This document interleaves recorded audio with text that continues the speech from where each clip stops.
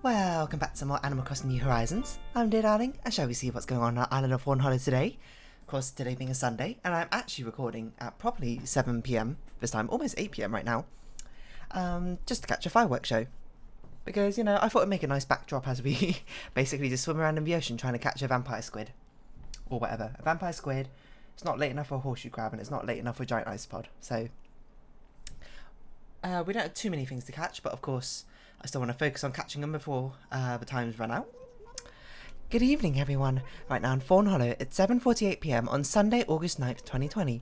It's another Sunday in August. You know what that means? Another fireworks show will be lighting up our night sky.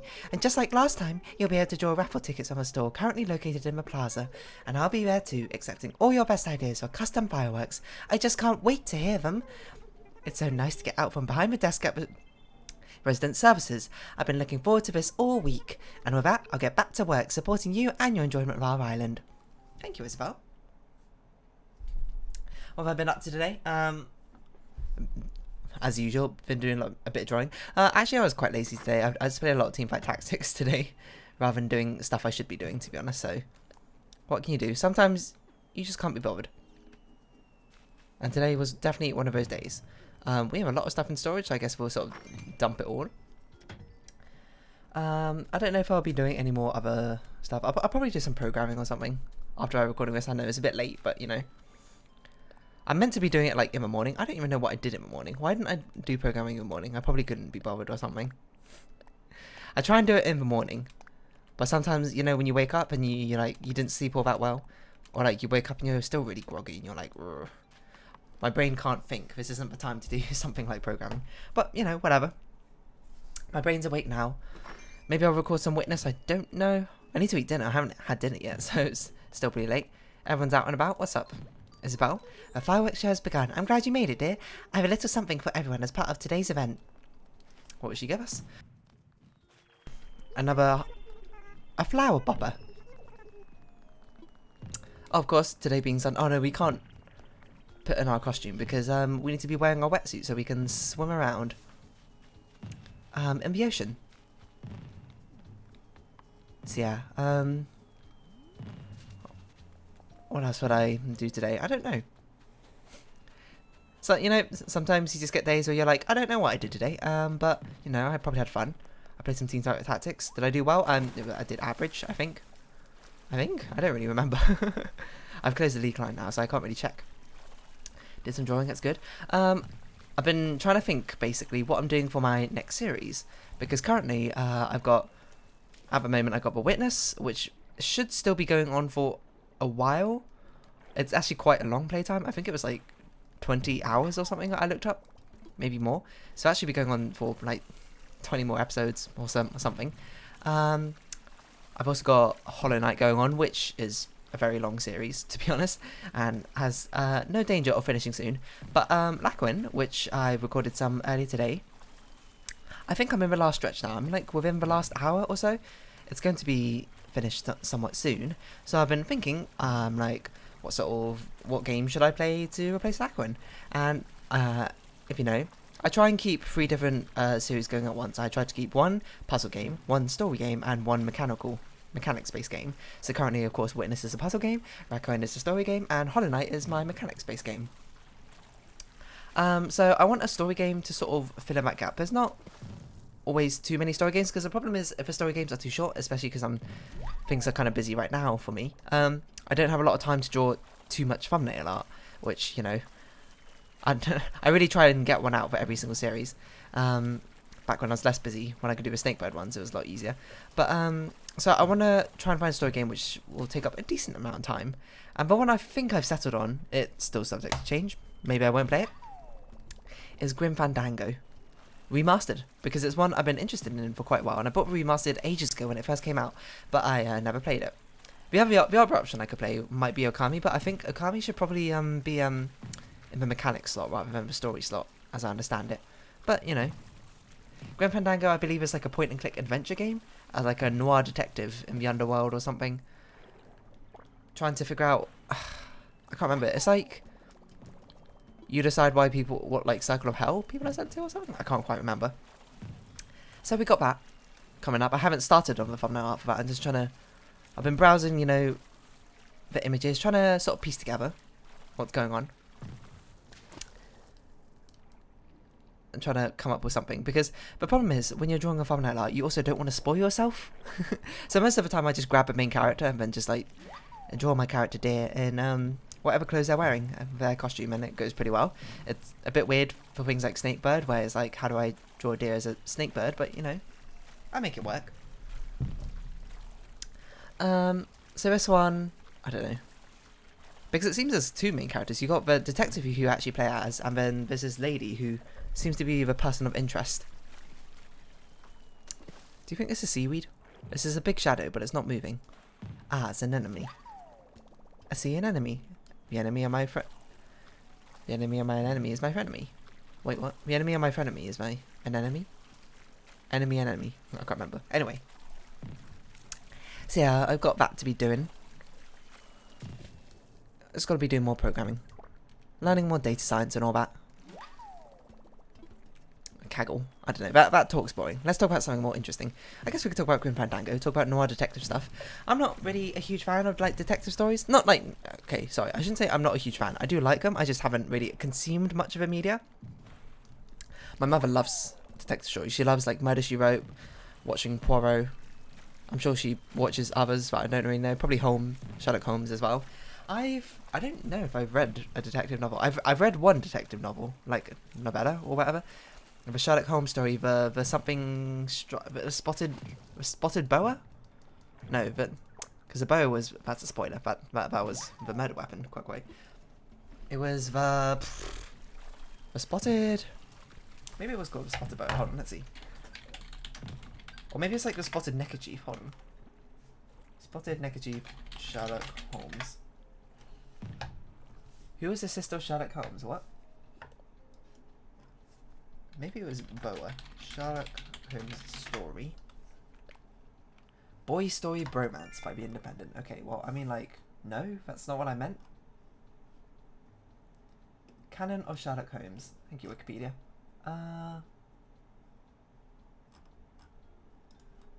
Okay, let's Control F. Boa? No. Spotted. No. Speckled. The Speckled Band. Is that it? It might be this one, let's see. Scroll down to the bottom. Yeah, that's it. The Speckled Band. That's the one I read, and sorry, I spoiled it for you. But it was actually like a snake was a speckled band which like strangled them or stung the or bit the victims. I don't really remember. It was a while ago I read it, okay? So yeah, detective, like, I understand the appeal completely of detective novels, you know? It's like a sense of mystery, a sense of trying to figure out who done it, you know, all that sort of good stuff. I think maybe it's because a lot of the detective novels always take place in like 50s, 60s, whatever. That might not be the right time period, but you know, like, in the past. And I'll be honest, I'm not really someone who's much of a fan of the olden days aesthetic. I very much, if you give me the choice of future aesthetic or past aesthetic, I go for future aesthetic a lot of the times, I think. There's some traditional aesthetics which I think win out. But, you know, it's not like my go-to. So really, I guess what I'm saying is I should be playing a detective game which takes place in like modern future society or something.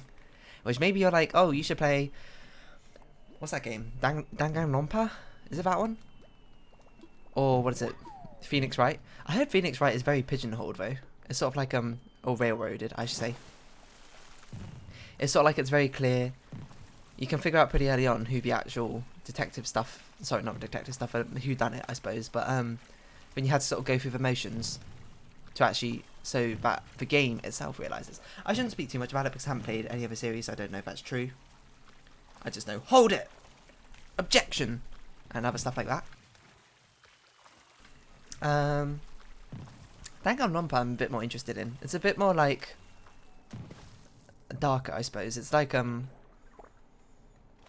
it's something like it's take place in high school, right? And then like one of them, with a class of students, one of the students is like the murderer, and they're going around like murdering the other students, and you have to figure out who it is, something like that.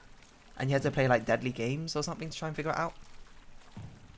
It's a bit got that Battle Royale Hunger Games sort of vibe going on, you know. Murderous teenagers, which apparently is very popular in teen fiction. Who knew that? But yeah, maybe I should play something like that to really whet my appetite for a detective game, but I don't know. I think probably, you know, it goes back to it again.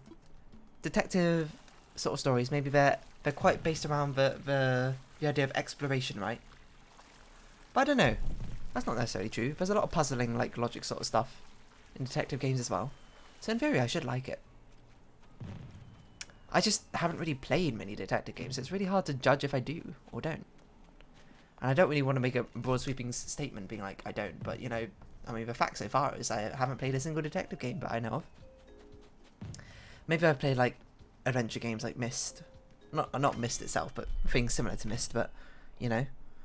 I don't know, they don't really count as detective games. I think it's probably hard to do a detective game because how do you make it easy enough that people can get it, but not too easy that they feel like it's trivial, you know? And because there's like so many different avenues you can take to try and investigate, it's sort of like hard to not railroad someone, I suppose, into the solution. Which, you know, I suppose, also if you think about it, that's kind of the problem a lot of games could find themselves in, but maybe especially so for detectives. Which is kind of why detective novels are pretty good. The Sherlock Holmes formula they've got going on is pretty good. You know, you got Sherlock Holmes, obviously very smart. I don't know, don't ask me about the TV series, I've never watched it, but I heard it's pretty good. But the stories are all told through the eyes of Watson, you know, who is not as amazingly talented as Mr. Sherlock Holmes is when it comes to deduction and logical reasoning, I guess. So we sort of see it through his eyes, which are much more similar to our eyes compared to Sherlock Holmes, but we still get the satisfaction of Sherlock Holmes being like, I know who done it. Look at this deduction, blah blah blah blah blah blah blah blah blah. And you're like, ooh, you can feel smart about it, while also having it explained to you. You know? Does that make sense? I think it makes sense to me. I'm just trying to think of some old Sherlock Holmes things. I think I've watched. Maybe it was in class, like in English class or something. Maybe that's why I read The Speckled Boa. No, sorry, not Speckled Banner. But what? I don't know what it's called. Spotted, whatever. You know, the thing I was talking about before.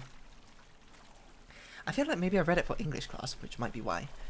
And I feel like we watched one of the features, like one of the adaptations of Sherlock Holmes into TV. I'm trying to think of what the plot was though. The only part I can remember is there are like footprints in the soil or whatever.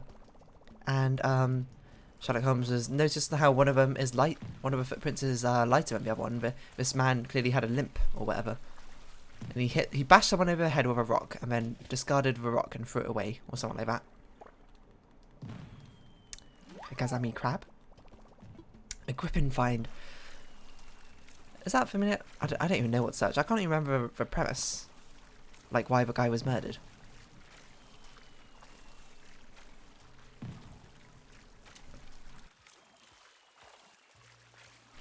Maybe I should play that, like, MV game. Look, we got FMV? I don't even know what something. What does FMV even stand for? Filmed music video, that's not right. Hold on. FMV video game genre. Full motion video, that's what it's called. Called Contradiction. Very, I feel like reasonably well known. Excuse me, in the FMV sphere. Circle even? Because of its Officer Jenks. Unfortunately I've watched the playthrough of it already. I watched Norman Lion play it and it's hilarious. I don't know if I'd had too much fun playing that myself, but watching someone else play is sort of like watching a movie in some aspects, so it's sort of like with amusing commentary over the top. Oh, that's a lot of bubbles. That could be a vampire squid. If it swims away from us very quickly, I think we got it. Nope, this is probably an enemy then. It didn't even move. I got to see an enemy. The enemy of my an enemy is a frenemy. What a weird tongue twister that is, huh? I guess another thing we should also be looking for is a soft-shell turtle, because they're not particularly rare, but we just haven't found one yet because we haven't really been looking. We've been looking for other stuff instead. So why don't we do that as well? I'm trying to think, because I used to watch, like, when my mum used to watch these detective shows on TV, I used to watch them with her a little bit. Murder, She Wrote, Poirot. I remember, like, nothing of Poirot. I remember a little bit of Murder, She Wrote. With, oh, I did not mean to immediately press A. I thought the fish could not see it, so good job, me. This is also an instrumental music we definitely don't hear very often, do we? I don't think that's big enough. We'll catch it anyway. Who's a lady who plays Murder, She Wrote? Lady. I feel like her name's on the tip of my tongue. I can't remember it though. She also played Mrs. Santa Claus in another movie called Mrs. Santa Claus, I think. Maybe it was on the Disney Channel or something. What's her name? Murder, She Wrote. Starring Angela Lansbury. Age 94. Oh, she's still alive. Oh, she's doing well for herself. Where's her discography? Not discography, but list of films she's been on. Bibliography? No, that's books. Maybe it's discography. I feel like that's all music. Now, hold on, let's see. Santa Claus. While this project did not materialise, it transformed into Mrs. Santa Claus, in which Lansbury plays Santa Claus's wife, which proved to be a ratings hit. There we go. I knew I didn't just make it up. How much space have we got in our bench? We've got a bit of space. Let's walk the river again and we'll dive into the sea. There we go. Good job, Angela Lansbury. Doing well for yourself. And, you know, I don't know why I'm choosing to comment on it like, oh, I'm the authority on doing well for yourself. Doesn't really make any sense. Okay, I'm going to move on from that. I just remember the intro. Like the opening scene. Not the opening scene, but like the title? Not title, the opening credit. No, credits. The opening sequence or whatever. She's typing on a typewriter. I mean, it like zooms in on typewriting going, Murder, She Wrote. I don't remember anything else. Don't remember any other the plots or whatever. I feel like I should remember some of the Poirot plots. I remember some of the scenes, but I don't remember context or anything. I think he went to Egypt at one of the points and he was like, he saw the pyramids? Clearly, these detective novels, they didn't really stick in my mind very well. What about that teen detective novel series? Now I think about it, it might not even have been a detective series. Let's see, I remember one of the books. It was called South by Southwest. South by Southwest book.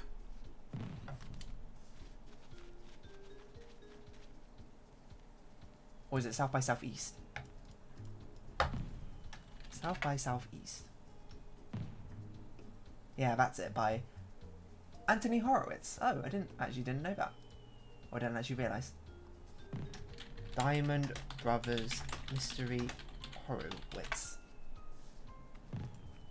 A series of humorous children's detective books by Anthony Horowitz. I read all of those when I was younger, I think. Everyone's having a grand old time over here. The Falcons Malteser. Ooh, I'm going to test my memory, see if I remember the plot for each of these books. I remember the name. Well, the name seems familiar to me now, I hear it, but I can't remember what it was about. Hired to protect a box of Maltesers. What I remember the premise is there's a younger brother who's the capable one, and the older brother who's basically a bumbling idiot, but kind of lucky, and he got a job as a detective. And also, like, their family was going to move to Australia, but the brothers decided not to go on the plane or something, and then their parents just sort of left them there. It was just like, okay, sure. Like, Parents of the Year award right there, apparently. Just being like, oh yeah, sure, you don't want to come to us to Australia? I guess we'll just leave you, you know? And not come back for you. Like, what? Whatever. Explains that before he went on his parents no famous phrase. Time plans. Yep, they plan to fly to Australia. Oh yeah, the younger brother is called Nick, and his older brother Herbert.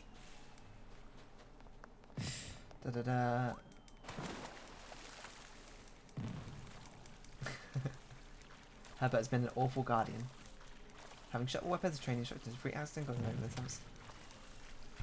And we set up a detective agency named Tim Diamond. Right. We met Johnny Naples, who comes into the office, being asked to pay £200 to look after a box of chocolates.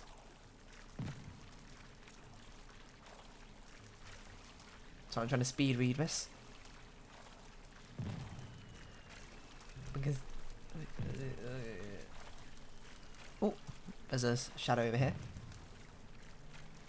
Quickly find that Naples must have been a regular there. A waiter mistakes Nick for him and offers him a free bottle of champagne. What? And a singer called Laura Bacardi also joined his own building. What?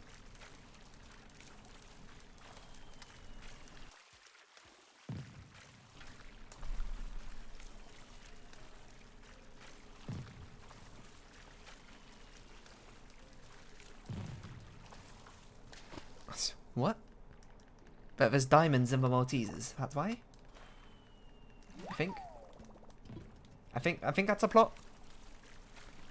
I don't really understand, but using the diamond, they were planning to go on a holiday, on a skiing holiday. But then the older brother breaks his leg, so he has to spend it on medical bills instead. Interesting.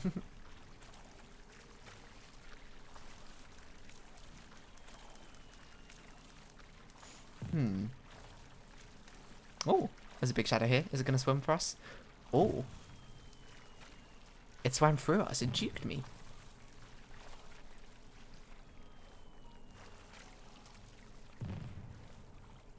Maybe this is a vampire squid then. Catchy. Vampire squid? No, abalone. Or abalone. Alright, I don't remember Falcons Malteser then. Public Enemy number 2. I remember the book name, I don't remember the plot. Okay, I'm just gonna... There's a lot of them. South by Southeast. I remember... I remember the whole premise, sorry, big spoilers if you haven't read this book. Was they thought they got the South by Southeast, and then suddenly they were like at an auction for like an art painting called Tsar's Feast by Suff or something. And then the younger brother was like, oh my god, this is South by Tsar's Feast. This is what they meant by South by Southeast. Like, some guy was dying and said South by Southeast of him, which was like a clue or something. And then he figured out that if the auctioneer was about to bang the gavel, it would blow up the entire building or something. So then he had to bluff by pretending to bid on the auction. And being like, oh, I'll raise. You ever thought about how hard it is to have an unbiased opinion about your own brain? Man, don't. It's very hard to have an unbiased opinion about a lot of things, to be honest, but, you know, fair enough. Actually, oh, there's nothing about this one.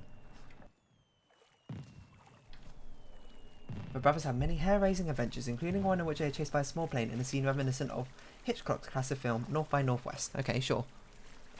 There's a big shadow here. It's going to swim from us. Not very quickly. Oh, okay, never mind. Extremely quickly. Come back here. Oh. Okay, we had to very slowly swim over it then. 3 of Diamonds. I don't remember this one.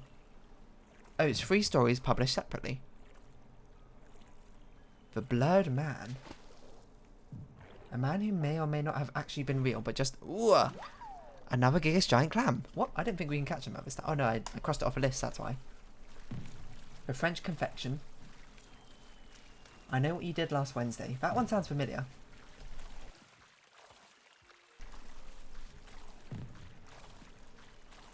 It's a parody of Agatha Christie's A Memo None. The Greek Who Stole Christmas. I don't remember this one.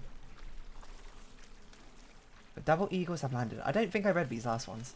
I guess I was too old for them. Where Seagulls Dare 2020? It came out in 2020 and the last one came out in 2011? Anthony Horowitz. What other books has he written? It's a familiar name. Diamond Brothers, Pentagram Power 5. Oh, Alex Rider, that's right. I haven't watched that. Or read Alex Rider. For some reason, though, I had an Alex Rider field guide I bought from one of the book fairs. Why? I don't know. I guess I didn't realise it was a series when I bought it. So I just bought the field guide and was like, hey, this seems interesting. And it was kind of interesting, to be fair. It was like filled with a load of spy gadgets. Like, the other one I remember is like a retainer which you can put in your mouth, which also had like an alarm system, I think. I don't know. Being a spy is kind of cool. In theory, probably not actually in practice, might I add. I don't think I'd cut it out as a spy, or a detective for that matter. We're talking about detectives now, though. Is there another... I can't remember what it's called. Another children's series, like humorous. That's definitely way too small to be anything of use. Detective-esque book series of like Jiggy McHugh. Hold on, if I search Jiggy McHugh, maybe it'll come up. Jiggy McHugh. Jiggy McHugh wiki. Hold on. I don't want Jiggy McHugh wiki. I want Wikipedia's take on it. Michael Lawrence writer. Okay, well.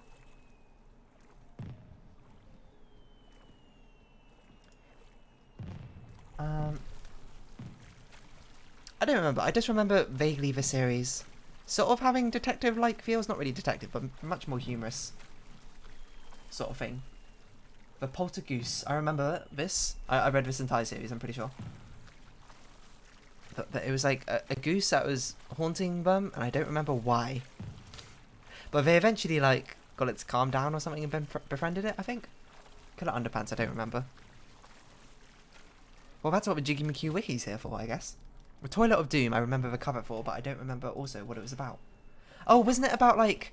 wasn't that the body swapping one? I think like they played like a game about like toilets or whatever, and then Jiggy accidentally swapped bodies with his friend. What was her name? I don't remember. Let's see. The Curse of a Poltergoose. It's Jiggy's birthday and he got something he didn't want at all. Haunted by a goose ghost. Something's after Jiggy McHugh, something big and angry and invisible, something which hisses and flaps and stabs his bum and generally tries to make his life a misery. Where did it come from? And more importantly, will Jiggy and co ever be able to make a Poltergoose go away? What?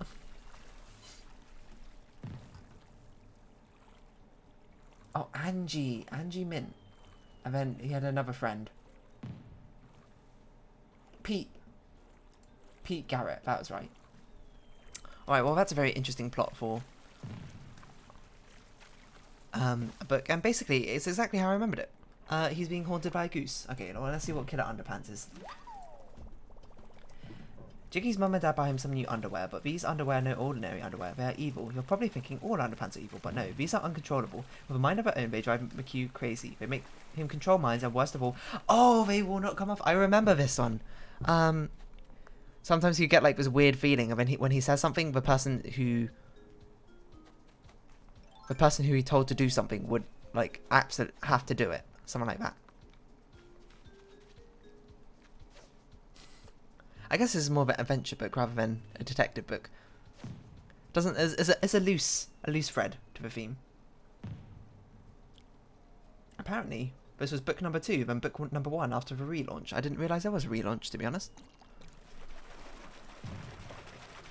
Before the series relaunch, Jiggy's first appearance was like most of the characters in Curse of Poltergoose. However, since the relaunch, many main characters' debuts have been changed to Killer Underpants. What does that even mean? Toilet of Doom. Well, here's your chance to swap for a better one. Yeah, that's it.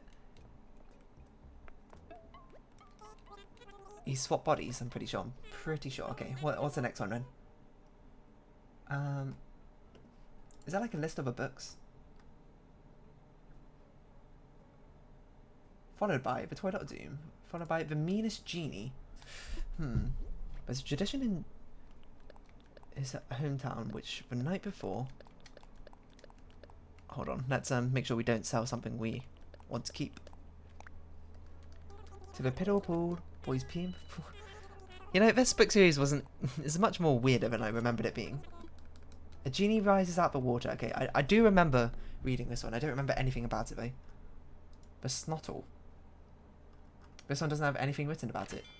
Nudie Doody. I remember reading this one. I also don't remember anything about it. Neville the Devil. Ryan's Brain. The Iron Vest Switch of a Broom Cupboard. I remember this one. This one was about a parallel dimension.